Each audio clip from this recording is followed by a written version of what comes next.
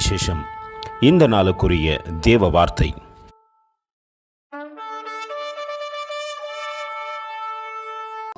But Jesus turned him about, and when he saw her, he said, Daughter, be of good comfort, thy faith hath made thee whole. And the woman was made whole from that hour. Matthew 9:22.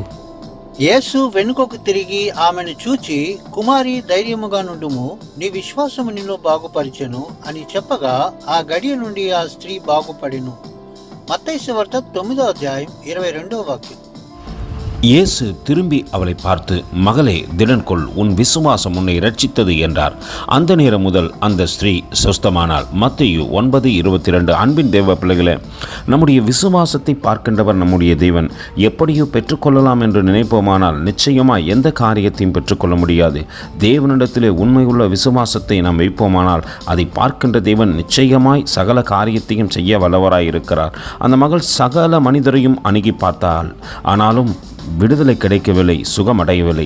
தேவனிடத்திலே விசுவாசம் வைத்து கடந்து வந்தால் உடனே விடுதலை பெற்றுக்கொண்டார். நாமும் தேவனிடத்திலே விசுவாசம் வைப்போமானால் நிச்சயம் நமக்கு விடுதலை கொடுக்கவும் நன்மை செய்யவும் அவர் வல்லவராய் இருக்கிறார். அந்த அன்பின் தேவனுக்கு நேராய் நம்மை தாழ்த்தி தரைமட்டமாய் ஒப்புக் கொடுப்போமா? கர்த்தர் உங்களை ஆசீர்வதிப்பாராக. ஆமேன். எங்களோடு கூட இணைந்து ஊழியம் செய்ய விரும்பினால் இந்த வார்த்தைகளை மற்றவர்களுக்கும் பகிர்ந்து கொடுங்கள். இது ராஜ்யத்தின் சுவிசேஷம்.